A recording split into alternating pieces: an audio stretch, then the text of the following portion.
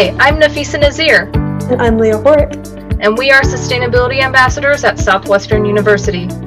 We created this podcast to help make our campus more sustainable. And our world too. So tune in every other Friday to hear more about what's happening in sustainability at SU and to learn what you can do to live a more sustainable life. So many things, guys.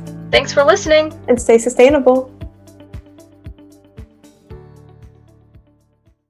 Good morning, Southwestern, and thank you for joining us today. As you all know, we've had quite an unusual February. We hope everyone made it through Winter Storm Uri unharmed and has access to power and water.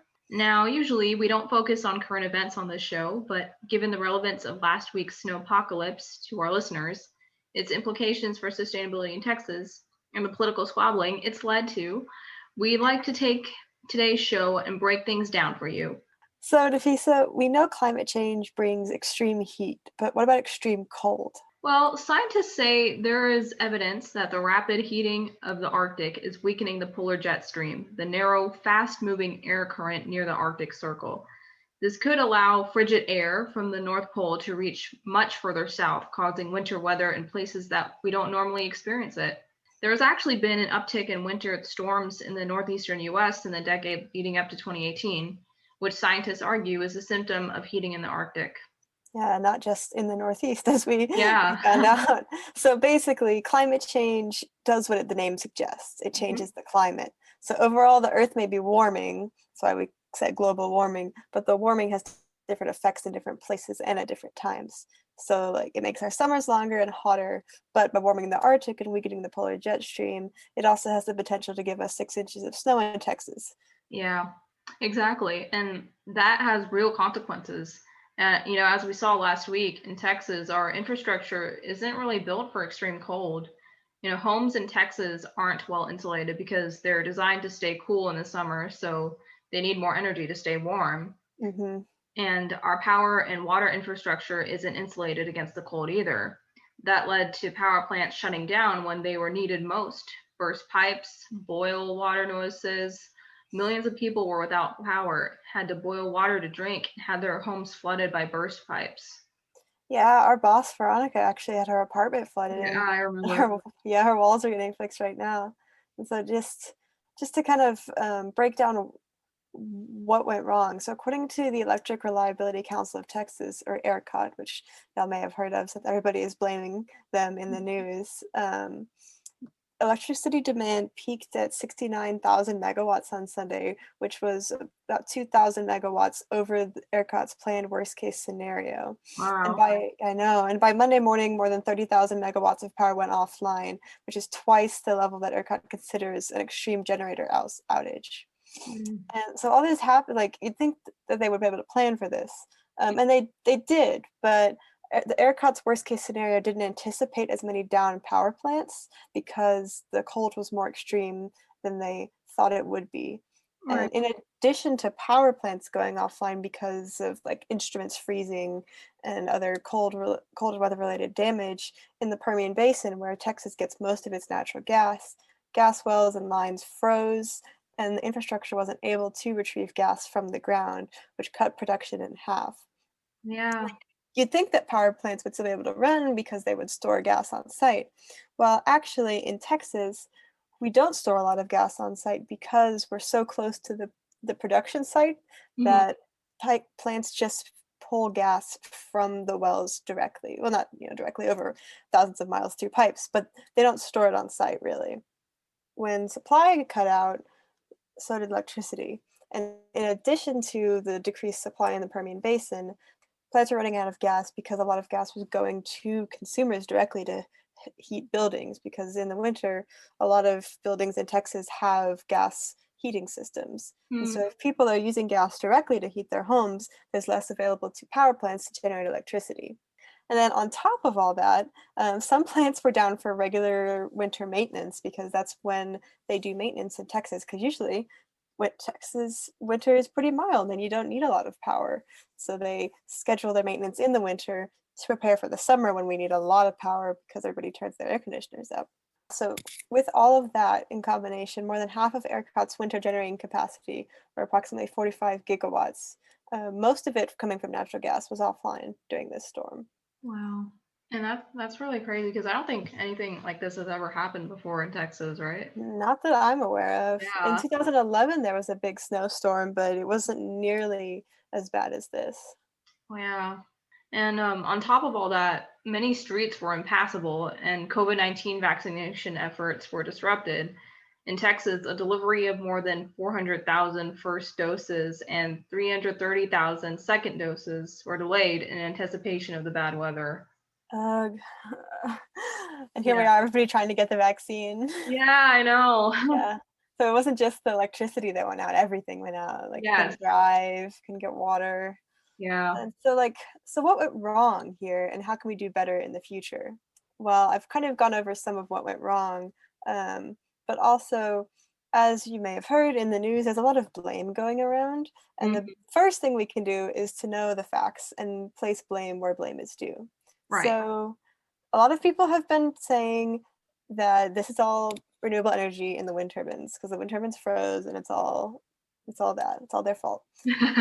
Actually, that is not the complete truth. So Texas energy breakdown is pretty diverse. We get about 25% of our energy from wind, and this is an average, Mhm. and 4% from solar, 50% from natural gas, and about 13% from coal. But in the winter, the portion of the energy budget that comes from wind to solar is lower just because there's less wind and sun in the winter. And so ERCOT plans for that. Even though the portion of our energy budget that comes from renewables is pretty low. Some of it did go down in the storm. There were wind turbines that froze, but it's really a small piece of our energy budget compared to the amount of natural gas plants that went offline.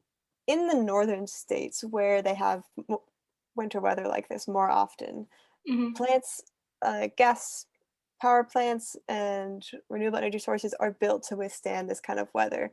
So they have plants that are built indoors, they insulate their boilers and their turbines, and they have heaters and things like that so that the energy infrastructure can continue running even when you have snowmageddon coming.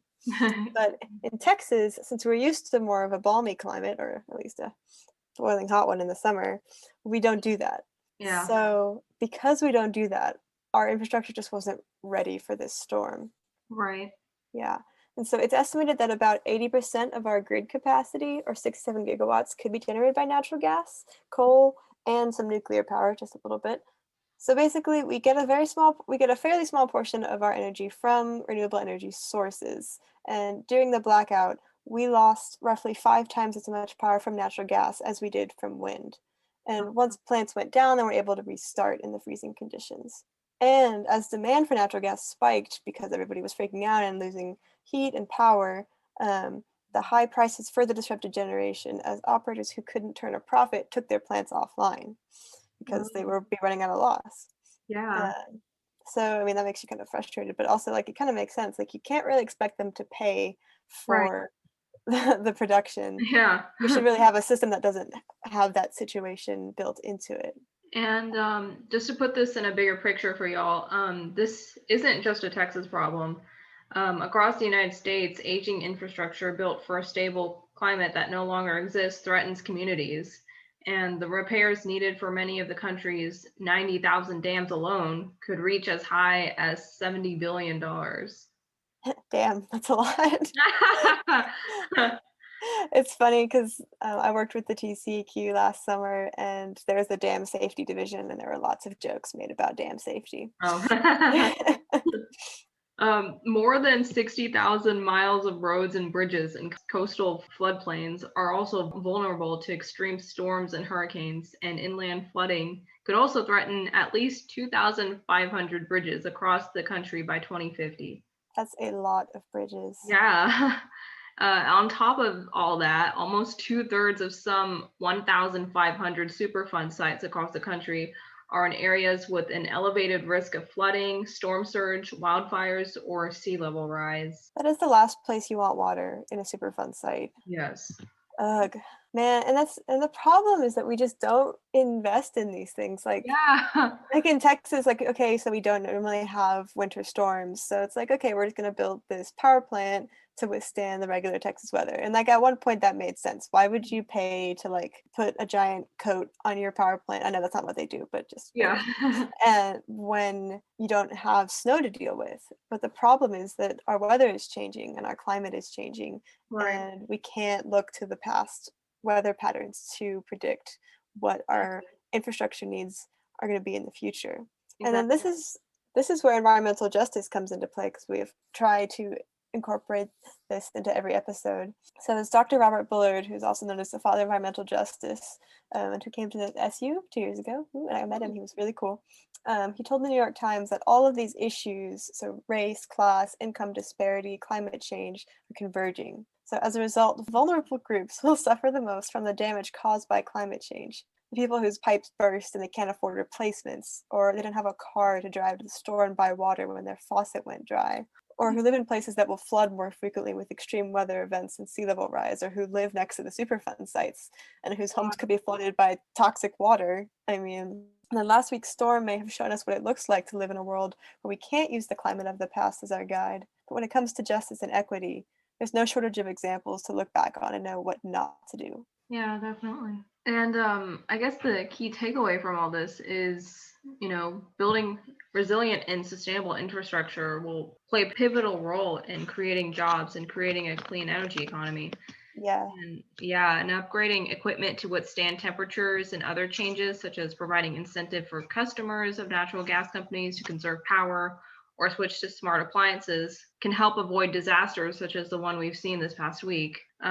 Fighting climate change means converting all energy use into electricity that can be generated in renewable ways. And this makes it imperative that we have a resilient electric grid, because if the power goes out, we won't have fossil fuels to heat buildings. Yeah, I mean, that's what happened with my roommate and I. Like, we had to go to my grandparents' house because when the Oh, power went out, our stove is electric. We couldn't boil water when we had to have the boil water notice. right. So we had to go somewhere where they had a gas stove. So we need to have we need to make it so that situation doesn't happen, because if we have these compounding disasters, it's Mm-hmm. just so much worse. And it's like, yes, it's expensive and it's going to be a lot. Like, it takes, I think it was for the dams, it was $70 billion, or no, yeah, $70 billion just for Yeah, dams.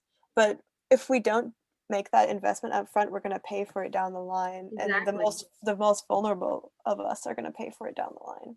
Definitely. So there was a quote that I read in the New York Times that I found pretty fitting that I would like to share with y'all. Mm-hmm. So none of the poppycock from Texas politicians is of any help to the scores of Texans who spent long hours and days freezing in their homes. It has also obscured the real reasons for the disaster and diverted attention from an important lesson: that the nation's energy delivery system, not just in Texas, but everywhere, needs a radical overhaul if it is to withstand future shocks and play the role that President Biden has assigned it in the battle against climate change. Partly, I just love the word poppycock, but it's also really a good takeaway, is that this is a national problem, Exactly. and we can't get caught up in arguing whether wind turbines caused it. They Mm-hmm. didn't. Um, but we need to be focused on real solutions. Exactly. I totally agree with that. Sometimes I feel like, especially people who are just like so anti-environment, like they just like, instead of just facing the issue, they just have to like bring up like really Yeah, just pointless, distraction. yeah, just pointless, irrelevant arguments sometimes, and it's just not helping anybody I really. know. I was thinking about that earlier, and it's like, okay, so I was thinking about like all the points that we're gonna bring in this episode, and it's like, okay, so we need renewable energy because it's causing climate change, Yes. and we know we're gonna run out of fossil fuels eventually. So what do you like? What argument do you make against it? Like, there really isn't an I know. argument. There really isn't an argument. The only argument is, okay, we don't want to deal with it. You know, Yeah, I like know. there's no like, oh, this is other thing is better. It's not like, oh, my opinion is different. It's just like, I choose not to care about this important thing. I know. It's And it's it's just sad. so frustrating. It's like, Yeah. we could all be, if we just all cared, we could do it so much better. Hmm. Uh, well, that was a lot of stuff to throw at everybody, but we hope that it clears up some of the confusion, or let's just say red herrings that have been Yeah. floating around about what caused this, who's to blame, and all that stuff. I don't know if I would say that ERCOT is like to blame, because I'm sure they did as Mhm. best they could. Yeah, I It was agree. it was a systematic failure. It was the politicians who didn't allocate money Yeah. for like improvements. It was the people who didn't vote for politicians who would have like worked for more infrastructure resilience. But it was also, ERCOT and the people who run the grid and Mhm. who didn't plan for the worst case scenario that we saw. Yeah. Just kind of unpredictable, really. Yeah. Well, at least we know now that even though everything is unpredictable, it's predictably unpredictable. Yes. So we know that we can't look into the past and see, okay, this is what our climate's going to be like. So we know that we have to prepare for the absolute worst. Absolutely. Do we have some news, Nafisa? Yes, we do. We do have some news for sustainability in SU. So our energy webinar has been rescheduled. It will take place on Friday, March 5th. We will be discussing pretty much what we discussed in this episode. We'll also do a deep dive into how Southwestern gets its energy in Texas and Georgetown and the history of that. And then we'll finish off with some energy efficiency tips. Ooh. And it'll be hosted by the energy team, which is me and Paige Hemmingson. And we'll also have Shorty and Dr. Long as guest speakers. Definitely stay on the lookout for more details on that. That'll be a great follow-up to this whole Yeah. snowpocalypse. Yeah. And because of inclement weather, the Cook screening, which was supposed to happen last Thursday, is going to be rescheduled, and the panelists are in the process of coming to agreement on a date and time. So just keep an eye out for those details as they come. Yeah. And we also want to add just a PSA to avoid walking under trees, again, due to the inclement weather. Yes, their facilities is still working on getting all of the downed branches, and Yeah. there's still things that could fall on your head, so be careful. Yeah, definitely be careful. I was talking to someone yesterday, and she said that a friend of hers was walking somewhere on campus, and a tree fell like literally inches in front of her face, Oh, or like a big branch fell. So try to avoid walking under trees or like next to trees that have big branches. yeah, definitely. All right. All right. Well, everybody stay safe and warm, though the warm isn't so much of a problem now. Yeah. It was like 80 yesterday, which is so I just know. wrong. It was I so hate living in hot. this freaking state. I also don't, it's home, but it's got problems. All right. Well, everybody stay warm or cool depending on the weather, and stay sustainable. Yeah. All right, bye.